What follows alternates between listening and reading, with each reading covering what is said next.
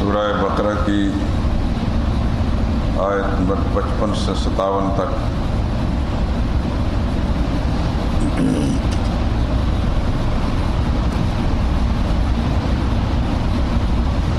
اعوذ باللہ من الشیطان الرجیم بسم اللہ الرحمن الرحیم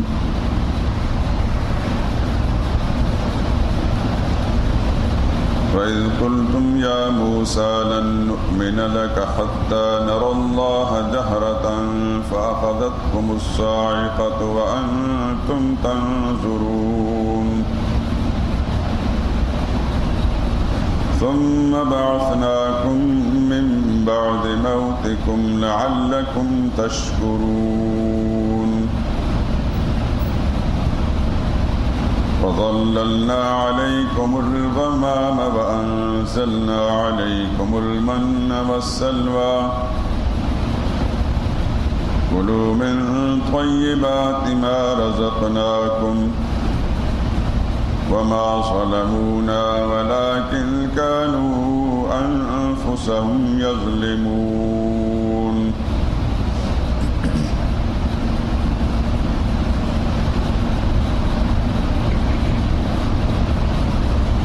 وَإِذْ قُلْتُمْ يَا مُوسَىٰ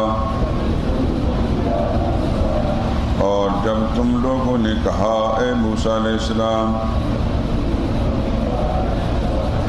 لن نؤمن لک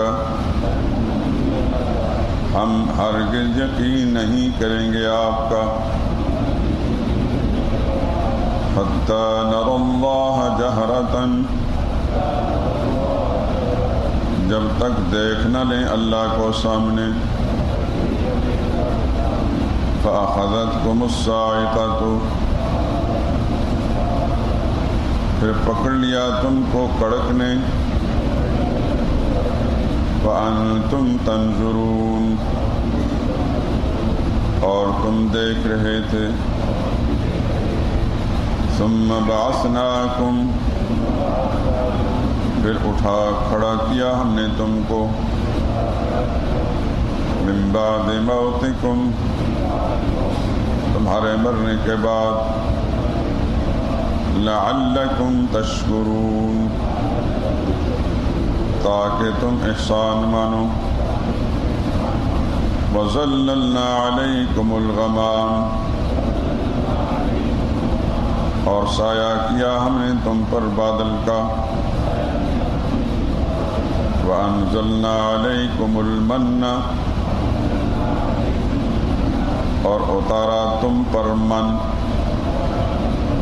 وَالسَّلْوَىٰ اور سلوى كُلُوا مِن طَيِّبَاتِ مَا رَزَقْنَاكُمْ کھاؤ پاکیزہ چیزیں جو ہم نے تم کو دیں وَمَا ظَلَمُونَا اور انہوں نے ہمارا کچھ نقصان نہ کیا وَلَٰكِن كَانُوا أَنفُسَهُمْ يَظْلِمُونَ بلکہ وہ اپنا ہی نقصان کرتے رہے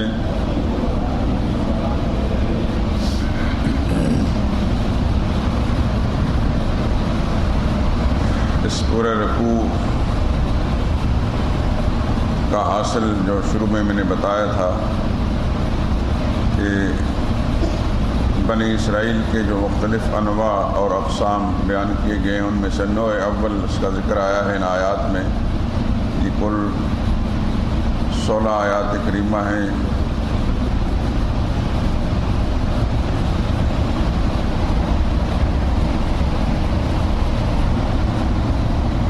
ان میں سے 5 انعامات کا ذکر اس سے پہلے کیا جا چکا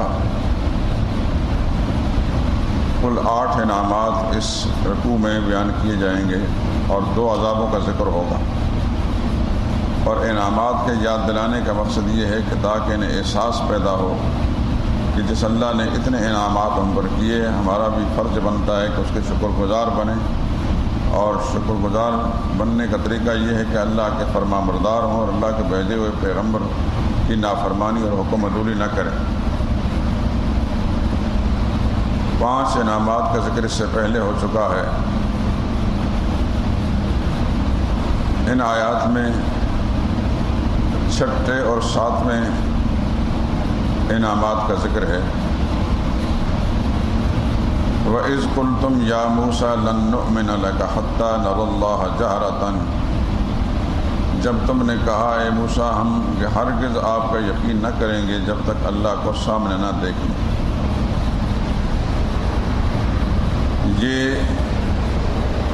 اس کیفیت کو بیان کیا جا رہا ہے جب فرعون کے غرق ہونے کے بعد کچھ اطمینان ہوا بنی اسرائیل کو، تو انہوں نے پھر مطالبہ کیا کہ اللہ کی طرف سے کوئی حکم نامہ، کوئی کتاب ہماری ہدایت اور رہنمائی کے لیے آنی چاہیے جس پر ہم عمل کریں۔ تو سیدنا موسیٰ علیہ السلام طور پہاڑ پر گئے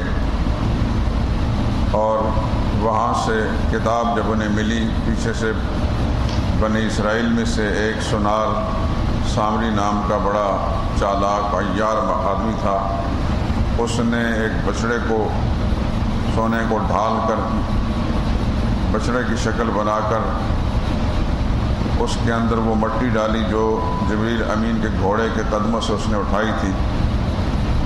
تو اس مٹی کے اس منہ میں پڑنے کے بعد اس بچڑے کی جو شکل تھی، اس دھڑ تھا، اس میں سے آواز آنے لگی۔ تو قوم کو گمراہ کیا کہ یہ تمہارا الہ ہے اور موسیٰ علیہ السلام کا بھی الہ یہی ہے۔ چنانچہ وہ جہالت کے اور بدنصیبی کے مارے ہوئے اس کو پوجنے لگ گئے۔ کچھ لوگ بچے لیکن بہت سے لوگ بدبختی کا شکار ہوئے، شرک میں مبتلا ہو گئے۔ ادھر موسیٰ علیہ السلام کو اللہ تعالیٰ نے طور پہاڑ پر ہی اطلاع دے دی کہ آپ کی قوم گمراہ ہو گئی ہے اور ان کو سامری نے گمراہ کر دیا ہے۔ موسیٰ علیہ السلام وہاں سے تورات کی تختیاں لے کر ناراضگی اور رنجش کی حالت میں واپس آئے۔ واپس آتے ہی انہوں نے دیکھا کہ قوم شرک میں مبتلا ہے، تو غیظ و غضب کی حالت کے اندر تختیاں ان کے ہاتھ سے گر گئیں، اور انہوں نے اپنے بڑے بھائی ہارون علیہ السلام جن کو بنی اسرائیل کی رہنمائی کے لیے چھوڑ کر گئے تھے، ان کی داڑھی کے بال بھی پکڑ لیے اور سر کے بال پکڑ کر کھینچنے لگے۔ حضرت ہارون علیہ السلام نے انہوں نے ایسا اس لیے کیا کہ شاید ان کا خیال تھا کہ میرے بھائی نے بالکل اس قوم کو سیدھی راہ پر رکھنے کے لیے کوئی کوشش نہیں کی، کیونکہ غیب کا علم تو اللہ کے پاس ہے، چاہے اللہ کا پیغمبر بھی کیوں نہ ہو، غیب کا علم کسی کے پاس نہیں ہوتا۔ ہارون علیہ السلام تو بے قصور تھے، لیکن موسیٰ علیہ السلام نے ان کو قصوروار سمجھ کر ان کی داڑھی اور سر کے بال پکڑ کے کھینچنے لگے۔ ہارون علیہ السلام نے پھر معذرت کی کہ میرے ماں کے بیٹے یعنی میرے بھائی اس میرے بالوں کو پکڑنے کی بجائے یہ آپ سمجھتے ہیں کہ میرے سے قصور ہو گیا، میں نے تو پوری کوشش کی تھی، یہ تو قریب تھا کہ مجھے اس کے جواب میں قتل کر دیتے، یہ شرک میں ایسے مبتلا ہوئے کہ میری کوئی بات سننے کے لیے تیار نہیں تھے، میں اگر زیادہ سختی کرتا تو مجھے ہی مار ڈالتے۔ تو اس طرح کر کے ان بد نصیبوں کو، ان بدبختوں کو، ان دشمنوں کو ہمارے ساتھ مت ہنسائیے۔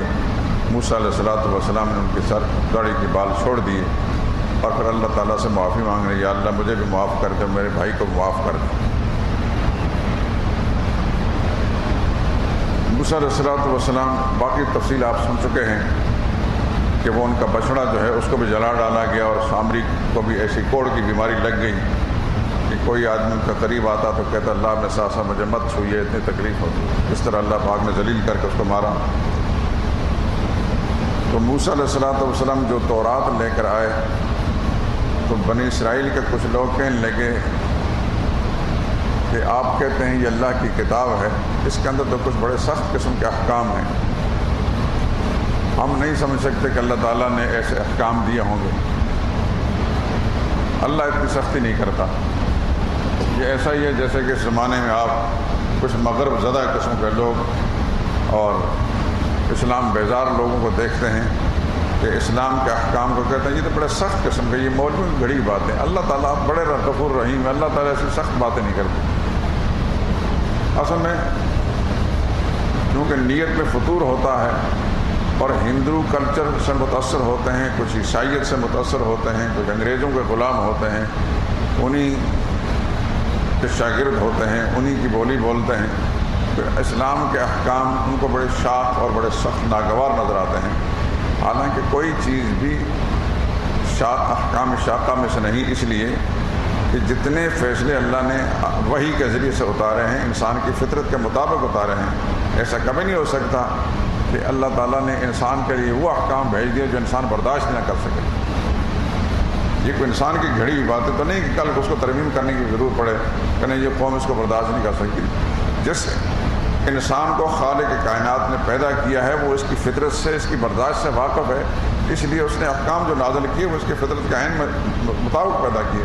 ویسے نیت میں فطور آ جائے تو اس کا تو کوئی علاج بھی نہیں، لیکن یہ ہے کہ کوئی حکم بھی چاہے سابقہ شریعتوں میں ہو یا اس شریعت کا ہو، وہ اللہ تعالیٰ نے انسان کی برداشت اور فطرت سے باہر نہیں پیدا کیا۔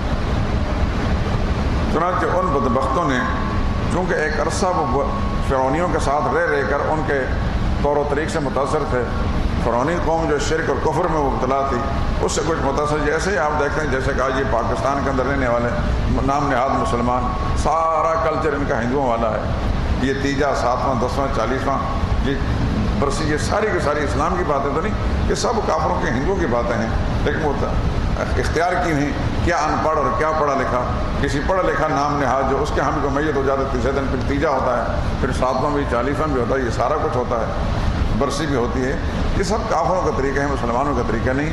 مسلمانوں کے نبی کی یہ تعلیم نہیں، نہ قرآن کریم میں ہے، نہ حدیث مبارکہ میں ہے، نہ ہماری فقہ اسلامی کی کسی کتاب کے اندر ایسی کوئی بات بھی نہیں ہے، یہ سب ہندوؤں کا طریقہ ہیں۔ لیکن چونکہ ہندوؤں کے زیر اثر رہنے کے سبب سے یہ ساری قوم جو مسلمان کہلانے والے ان سے وہ ساری چیزیں اخذ کی ہیں، وہ نسلاً بعد نسل چل رہی ہیں۔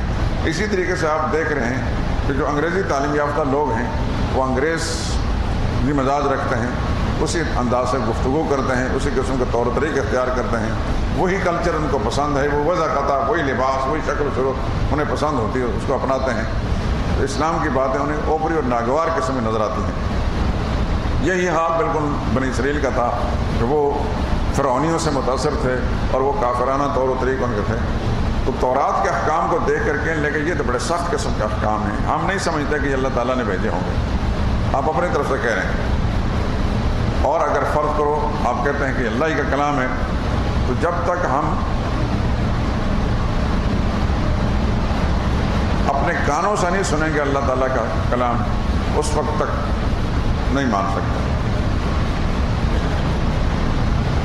چنانچہ موسیٰ علیہ السلام نے قوم کے کوئی 70 آدمی سلیکٹ کیے، منتخب کیے کہ چلو میرے ساتھ چلو، اپنے کانوں سے سنو تو اللہ تعالیٰ کے وحی کو۔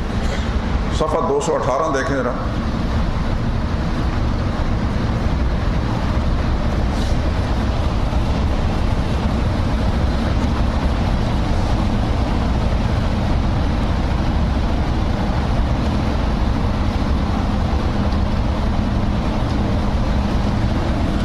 اس کی آیت نمبر 155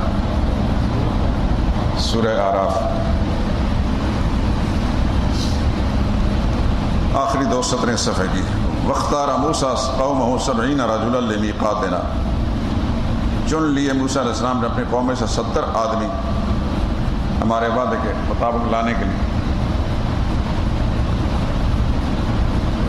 یہاں اتنی سی بات ہے، فلما اخذتهم الرجفہ، پھر جب ان کو زلزلے نے آ پکڑا، ایک دھماکے نے، یہاں بات وہ ہے انہوں نے کہا کہ ہم نہیں مانیں گے۔ جس وقت بات جا کر پہنچے تو اللہ تعالیٰ کا کلام سنا، انہوں نے اپنے کانوں سے سنا، تو انہوں نے نئی گستاخی کی کہ ہم نہیں مانتے جب تک اللہ کو اپنی آنکھوں سے دیکھنا لیں۔ پہلے کہنے لگے ہم اپنے کانوں سے سننا چاہتے ہیں، چلو یہ مطالبہ تو پورا کر دیا۔ موسیٰ علیہ السلام لے گئے، انہوں نے اپنے کانوں سے اللہ کی وحی سنی، پھر وہیں انہوں نے کہا کہ ہم اللہ کو اپنے آنکھ میں دیکھنا چاہتے ہیں۔ اب انہوں نے ڈبل گستاخی کی۔ پہلی گستاخی تو یہ تھی کہ نبی کی بات نہیں مانی، نبی پر اعتماد نہیں کیا، یہ ایک کفر تھا ان کا۔ کوئی شخص بھی نبی کے کہنے پر اعتماد نہیں کرتا وہ کافر ہے۔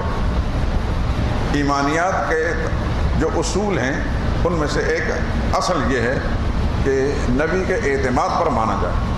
جتنی باتیں میں ہمارے ایمانیات میں داخل ہیں، فلاں پر ایمان، فلاں پر ایمان، تو ہم مثال کے طور پر ہم کہتے ہیں یہ اللہ کی کتاب ہے، ہمیں کیسے پتہ چلا کہ اللہ کی کتاب ہے؟ نبی نے بتایا اللہ کی کتاب ہے، تو نبی کے پر اعتماد کر کے ہم مانتے ہیں۔ جنت ہے، دوزخ ہے، ہم نے تو جنت دوزخ نہیں دیکھی، لیکن نبی کے اعتماد پر ماننی پڑے گی۔ تو نبی پر اعتماد کرنا یہ ایمان کا حصہ ہے، اور جو نبی پر اعتماد نہیں کرتا وہ کافر ہے۔ پہلا کفر ان کا تو یہ تھا کہ پیغمبر پر اعتماد نہیں کیا۔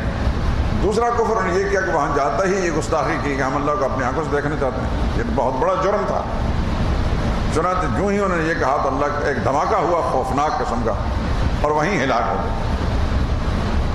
یہ بعض نے کہا کہ بجلی ایسی چمک آئی، وہیں سارے کے سارے بے ہوش ہونے کے ساتھ ہلاک ہو گئے۔ تو اب یہ صفحہ دیکھیں آپ، وختار موسیٰ قوم 70 رجلا، چن لیے موسیٰ علیہ السلام نے قوم سے 70 آدمی وعدے کے مطابق۔ فلما اخذتهم الرجفہ، جب اس کو اس دھماکے نے آ پکڑا تو موسیٰ علیہ السلام سوچنے لگے یہ تو پہلے ہی بدبخت لوگ تھے، اب یہاں آئے مر گئے مردار، اور گستاخی تو ان کی اپنی رہی، لیکن میں واپس جا کر ساری قوم کو کیا جواب دوں گا کہ ہمارے بندے کدھر گئے؟ وہ یہ کہیں گے کہ آپ نے سازش کر کے ہمارے بندے مار دیے۔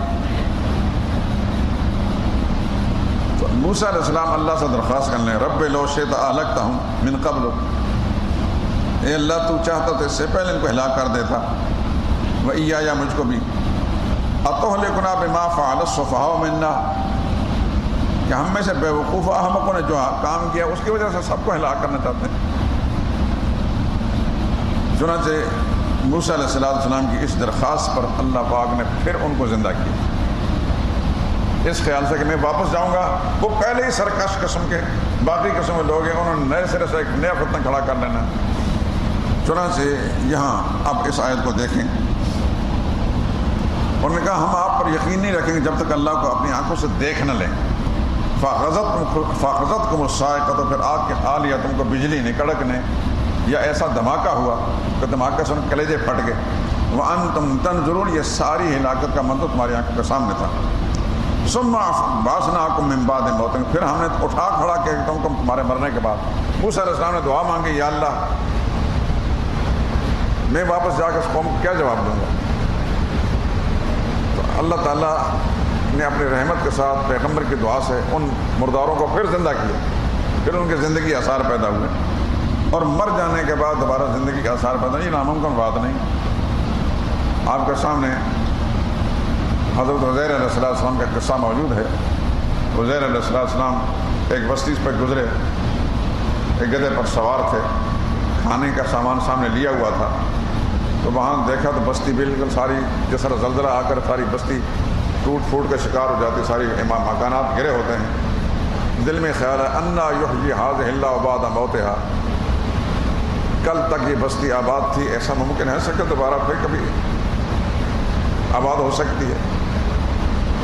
تو موسیٰ عزیر علیہ السلام کے اس خیال پر یا اس سوال پر اللہ تعالیٰ نے عزیر علیہ السلام کو وہی موت دے دی۔ فاماتہ اللہ، اللہ نے ان کو موت دے دی، لیکن موت ایک دو دن کی، پورا 100 سال تک عزیر علیہ السلام وہاں پڑے رہے۔ ذرا نکالیے تیسرا پارہ شروع سے، یہی سورہ بقرہ ہے، آیت الکرسی کے بعد۔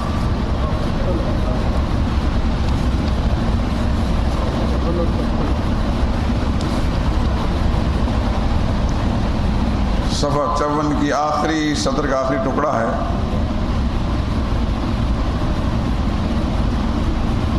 اوکالذی مر علی قریۃ وہی خاویۃ علی عروشہا، کیا تم نے نہیں دیکھا اس شخص کو جو گزرا تھا ایک شہر پر جو گرا پڑا تھا اپنی چھتوں پر؟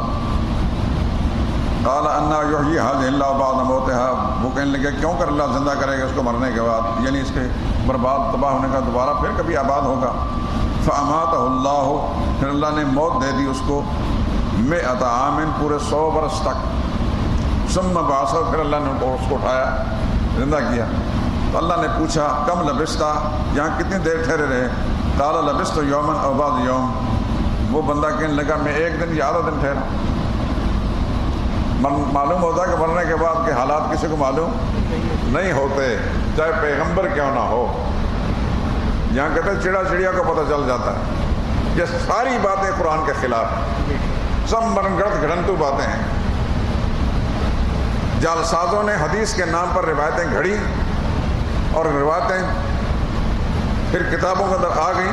ہمارا صحیح ستہ کے جو ذخیرہ ہے اس میں ترمذی شریف کے اندر اور ابن ماجہ میں بے شمار موضوعات ہیں. سارے محدثین جانتے ہیں موضوع کہتے ہیں من گھڑت روایتوں کو. اس کے بعد پھر درجہ بدرجہ سوائے بخاری اور مسلم کے اس میں بہت کم ایسی باتیں ہیں. لیکن یہ مت کہیں سمجھے کہ بخاری کی 100% ہر روایت درست ہے. بخاری کے اندر بھی شیعہ راوی موجود ہیں اور دوسرے راوی موجود ہیں. لیکن ایک طبقے نے اتنا پروپیگنڈا کیا ہے بخاری کے بارے میں کیونکہ ان کا دین و مذہب سوائے بخاری کے کہیں اور سے ثابت ہوتا نہیں. اس واسطے وہ کہتے ہیں بخاری ایسی کتاب ہے جیسا کہ آسمان سے اتری ہوئی وحی. بخاری بھی ایک انسان تھے, مسلم بھی ایک انسان تھے, جیسے دوسرے محدثین انسان تھے. ایک انسان پوری نیک نیتی دیانتداری سے کوشش کرتا ہے صحیح بات نقل کرنے کا, لیکن انسان ہونے کے ناطے سے, اور وہ انسان بھی نبی نہیں ہے, جتنی کوشش بھی کرتا ہے اللہ ان کے کوششوں کا ان کا صلہ اور جزائے خیر عطا فرمائے. لیکن کمزوری رہ گئی ہے. جیسے میں نے بتایا امام بخاری کی کتاب کے اندر ضعیف راوی موجود ہیں اور شیعہ راوی موجود ہیں. شیعہ بھی نہیں بلکہ رافضی ہے. فلیح بن سلیمان ایک راوی ہے جو بخاری کے تقریباً ہر دوسرے تیسرے صفحے پر آتا ہے, بڑا ضعیف ہے, سارے محدثین جانتے ہیں. عباد بن یعقوب الرواجنی یہ بڑا کٹر قسم کا رافضی تھا, بخاری کی جلسانی کے اندر موجود ہے. تو اس قسم روایتیں جو آ جاتی ہیں, صرف ایک اللہ کی کتاب قرآن ہے کہ جس میں کسی انسان کا کوئی دخل نہیں. تو قرآن کے مقابلے میں بے شمار جعلسازوں نے روایتیں گھڑی اور پھر وہ پھیلی. بہت سارے محدثین نے روایت سمجھ کر ان کو لے لیا اور اس بات کو چھوڑ دیا کہ اس کے تحقیق ریسرچ آنے والے زمانے میں کریں گے کہ صحیح ہے یا نہیں. ان میں سے امام بخاری وغیرہ نے زیادہ کوششیں کی اور ضعیف اور بودی روایتوں کئی بڑی حد تک کہتے ہیں کہ 6 لاکھ روایتوں میں سے منتخب کیا. امام بخاری نے بخاری شریف کو تو اس میں 4,500 روایتیں آئیں, لاکھوں میں سے انتخاب کیا. لیکن اس کے باوجود بخاری کے اندر پھر کوئی ایسی کمزور چیزیں آ گئی ہیں. اب چونکہ یہ بخاری پڑھانے کا سبب میں قرآن کریم پڑھا رہا ہوں, ورنہ آپ کو میں دکھاتا کہ کہاں کہاں کمزور باتیں ایسی آ گئی ہیں. تو یہ جعلسازوں نے قرآن کے مقابلے میں ایسی باتیں گھڑی اور لوگوں کے عقائد میں داخل ہو چکی. انہی میں سے یہ بات بھی ہے کہ مردے جانتے ہیں بعد میں کیا ہو رہا ہے, ان کی قبر پر کون آیا اور کون نہیں آیا. یہاں خدا کا پیغمبر ہے حضرت عزیر علیہ السلام, ان سے اللہ پوچھ رہے ہیں کم لبستہ, کتنی مدت ٹھہرے ہو؟ کالا لبستہ یومن, کہنے لگے میں تو ایک دن یا 2 دن ٹھہرا.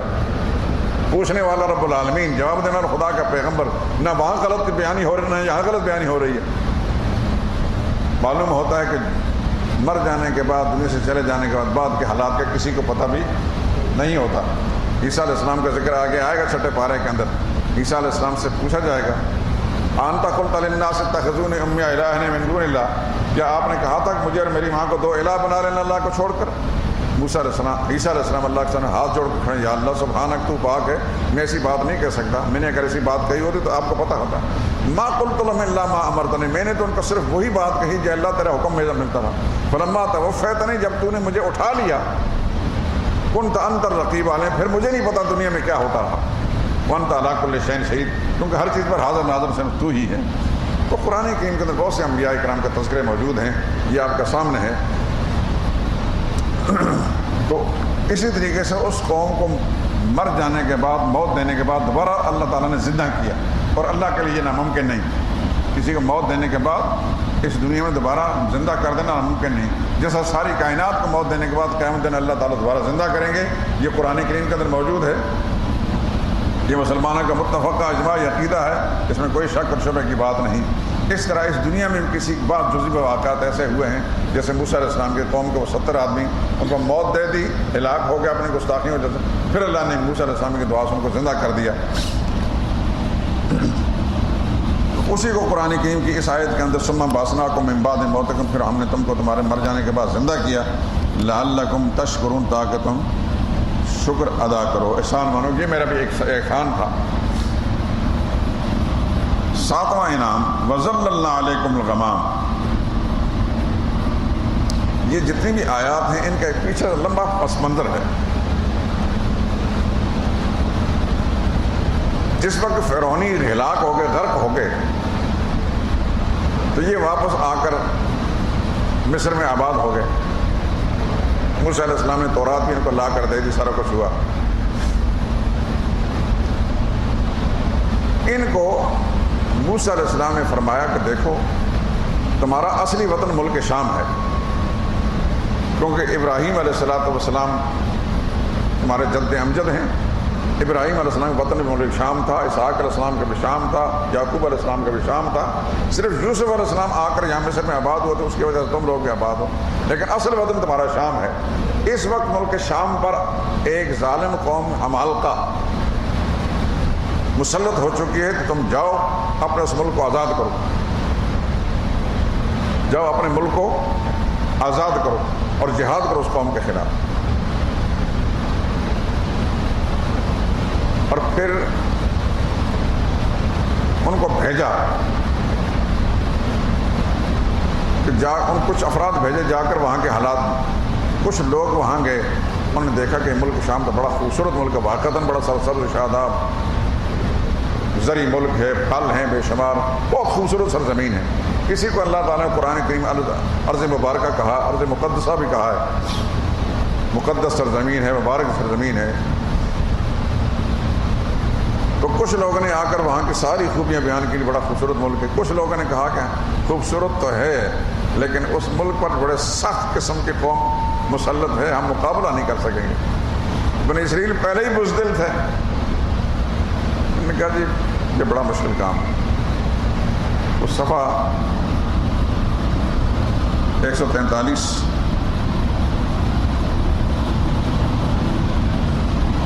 142 دیکھیں، وَإِذْ قَالَ مُوسَىٰ آخری 2 سطریں، اِذْ قَالَ مُوسَىٰ لِقَوْمِهِ اذْكُرُوا نِعْمَتَ اللَّهِ عَلَيْكُمْ، موسیٰ علیہ السلام نے کہا ہے میری قوم اللہ کے احسان کو یاد کرو، تمہارے اندر اللہ نے نبی پیدا کیے، تمہیں بادشاہ بنایا اور تمہیں وہ کچھ دیا جو دنیا میں کسی کو نہیں ملا تھا۔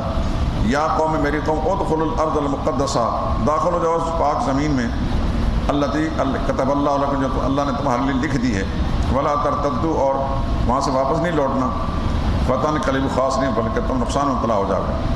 کہنے لگے یا موسیٰ ان فیہا قوما جبارین، وہاں تو بڑے سخت قسم کے لوگ مسلط ہیں، بڑے ڈاڑے لوگ نے، ہم وہاں نہیں جا سکتے۔ وَإِنَّا لَن نَدْخُلَهَا، ہم وہاں نہیں جائیں گے جب تک وہ خود ہی وہاں سے نہ نکل جائیں۔ فَإِن يَخْرُجُوا مِنْهَا، اگر وہ وہاں سے نکل جائیں گے، فَإِنَّا جائیں گے۔ اور آگے دیکھیں آیت سورہ مائدہ ہے، قال رجلان من الذين يخافون انعم الله عليهم ادخلوا عليهم الباب، 2 بندے ایسے تھے کہ جن کے دل میں اللہ کا خوف تھا اور اللہ کا انعام بھی تھا، کہنے لگے گھس جاؤ اس شہر کے اندر، فاذا دخلتموه فانكم غالبون، جب تم گھس جاؤ گے تو تمہیں اللہ غلبہ دیں گے، اور اللہ پر بھروسہ رکھو اگر تم ایمان رکھتے ہو۔ قالوا یا موسیٰ، ان بزدلوں نے کہا موسیٰ انا لن ندخلها ابدا، وہاں ہم ہرگز نہیں جائیں گے ما داموا فیہا، جب تک وہ وہاں رہیں گے۔ فاذهب انت وربك فقاتلا، تو جا اور تیرا رب وہاں جا کے لڑائی لڑیں، انا هاهنا قاعدون، یہ دودھ پینے والے مجنو یہاں کہ ہم تو یہیں بیٹھے ہیں۔ یہ وہ بدبخت لوگ تھے، چنانکہ اس جرم کی سزا میں اللہ تعالیٰ نے ان کو اس 10 میل کے ٹکڑے میں ایک میدان تھا، صحرا تھا، اس کے اندر 40 سال تک گھومتے پھرتے رہے، روزانہ چلتے، واپس اپنے مصر چلتے ہیں، شام ہو جاتی، جب صبح دیکھتے اس پر پھر وہیں ہیں، بس یہاں سے لاہور سے چلے کہ ہم نے جہلم جانا ہے، چلتے چلتے سفر کیا، گجرات تک پہنچا، جیل نہیں ہوتا، صبح ہوئی تو پھر لاہور میں بیٹھے، اگلے روز دیکھ پھر لاہور میں بیٹھے ہیں، پورے 40 سال تک اللہ پاک نے اس میدان کے اندر ان کو سزا کے طور پر رکھا، اس کو میدان تی کہتے ہیں۔ اسی کا ذکر اس آیت میں آتا ہے، اس صفحہ 143 کی آخری 2 سطریں، قال فإنها محرمة علیہم، فرمایا کہ وہ زمین پر حرام کر دی گئی ہے، 40 سنۃ، 40 سال تک، یتیہون فی سرگرداں پھریں گے اس ملک کے اندر۔ یہ اللہ تعالیٰ کی طرف سے سزا تھی، اس میدان تی کے اندر یہ قوم 40 سال تک سرگرداں پھرتے رہی، نہ کوئی مکان ہے نہ کوئی چھت ہے۔ اور اسی کا ذکر قرآن کریم میں آتا ہے، وَظَلَّلْنَا عَلَيْكُمُ الْغَمَامَ، پھر انہوں نے شکایت کی کہ ہمارے مکان نہیں ہیں، دھوپ کی گرمی میں جل گئے۔ اللہ پاک نے پھر موسیٰ علیہ السلام کی دعا سے ان کے اوپر بادل کا سایہ کیا، جب سورج آتا تو بادل ان کے اوپر رہتا اور سورج گرمی سے ہی بچے رہتے۔ اور پھر انہوں نے بھوکا پیاسا رہنے کی شکایت کی کہ ہم کھائیں پئیں گے کہاں، تو اللہ فرماتے ہیں وَنزَلْنَا عَلَيْكَ الْمَنَّ، ہم نے تم پر من نازل کی، من ایک گوند، میٹھی قسم گوند تھی، چھوٹے چھوٹے دانے ہوتے ہیں جس طرح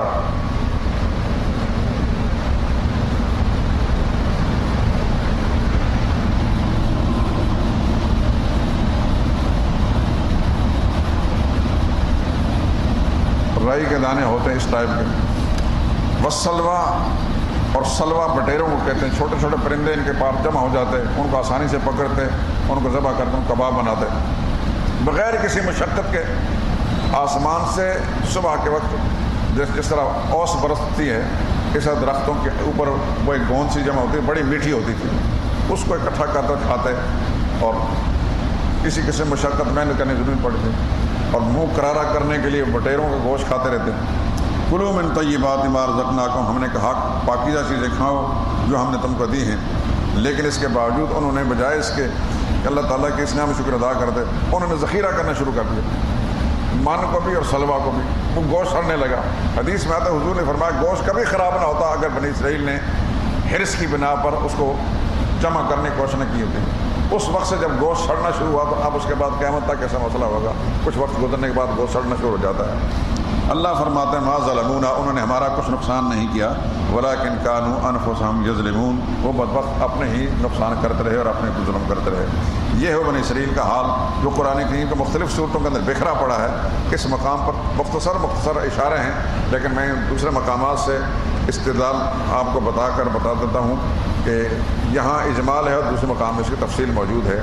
اسی طریقے سے آگے 16ویں پارے میں سورہ طٰہٰ کے اندر ذکر آئے گا، 20ویں پارے میں ذکر آئے گا، اور مختلف صورتوں کے اندر ہے، سورہ اعراف کے اندر کافی اس کا تفصیلی تذکرہ موجود ہے۔ تو اس قوم کا ذکر پورے قرآن کریم مختلف مقامات میں بکھرا پڑا ہے، کہیں اجمال ہے، کہیں تفصیل ہے، ایک جگہ کو دوسرے ساتھ جب ملاتے ہیں تو بات پوری طرح کھل کر آ جاتی ہے۔ یہ حال ہے اس بنی اسرائیل قوم کا۔ باقی باتیں انشاءاللہ کل کریں گے۔ سبحانک اللہم وبحمدک، لا الہ الا انت، استغفرک۔ الحمدللہ رب العالمین، اللہم صلی علی محمد وعلی آل محمد وسلم۔ الہ العالمین، ہمارا یہ بیٹھنا بیان کرنا سننا قبول فرما، قرآن کریم کے نور سے ہمارے دل دماغ کو نور فرما، اس کی تعلیمات سے ہمارے گھروں کو آباد فرما۔ اس ملک کے اندر جو افراتفری پھیلی ہوئی ہے، ساری قوم کاروباری طور پر بھی ہر پہلو سے پریشان ہے۔ دعا کریں اللہ تعالیٰ اس قوم، ان لوگوں کے شر سے اس ملک کو، اس قوم کو محفوظ فرمائے۔ اللہ تعالیٰ تو بہتر جانتا ہے کہ اس قوم کے لیے، اس ملک کے لیے، اس کے مستقبل کے لیے کیا چیز بہتر ہے، یا اللہ وہی مقدر فرما دے۔ اے اللہ جو لوگ اپنے ذاتی خواہشات اور اقتدار اور دنیا مفادات کی خاطر ساری قوم کو یرغمال بنائے ہوئے، کاروبار تباہ ہو رہے ہیں، لوگ پریشان ہیں، یا اللہ ان کے شر سے ملک کو محفوظ فرما۔ تو ہی ہر ایک کے نیتوں سے واقف ہے، کون اچھا ہے، کون برا ہے، کون مفید ہے، کون مضر ہے۔ اے اللہ جو لوگ اس ملک کے لیے مفید ہیں ان کو اقتدار دے دے، اور جو مضر ہیں یا اللہ ان کے شر سے اس ملک کو محفوظ فرما، ان کو تو اپنی گرفت میں لے لے۔ الہ العالمین جو لوگ اپنے حقیر مفاد کی خاطر عورتوں کو اور بچوں کو استعمال کر رہے ہیں، یا اللہ ان کے شر سے بھی محفوظ فرما۔ بے شمار برائیاں پھیل رہی ہیں جس کی تفصیلات مقامی لوگوں کو معلوم ہیں، ہم لوگ پوری تفصیل سے نہیں جانتے، لیکن عقل کام کر رہی ہے کہ بہت سی برائیاں اور بے حیائیاں پھیل رہی ہیں، لیکن یہ لوگ اپنے منفی مقاصد کی خاطر یہ سارا کچھ کر رہے ہیں۔ اللہ تعالیٰ ان کے شر سے محفوظ فرمائے، اور اس ملک پر مسلط جو اقتدار ہے اللہ ان کو بھی عقل دے دے۔ ان لوگوں کی حماقتوں اور ان کی حماقتوں کے سبب سے یہ دن دیکھنا پڑ رہا ہے۔ اگر انہوں نے اس قوم کے لیے کوئی مفید فیصلے کیے ہوتے، اس ظالمانہ فیصلے نہ ہوتے کہ یہاں کا ہر غریب انسان اس کے لیے جینا مشکل کر دیا ہے، تو کبھی یہ عذاب نازل نہ ہوتا۔ جب یہ بری حرکتیں کرتے ہیں تو پھر اللہ تعالیٰ کے ایسے عذاب نازل ہوتے ہیں۔ آگے کا حال اللہ کو معلوم ہے کہ کیا انجام ہوگا۔ اے اللہ تو بہتر جانتا ہے۔ ہماری التجا درخواست یہ ہے، یا اللہ جو بھی ہو اس ملک کے لیے مفید ہو، اس کی سلامتی کے لیے مفید ہو، اے اللہ اس قوم کے لیے مفید ہو۔ ربنا تقبل منا انک انت السمیع العلیم۔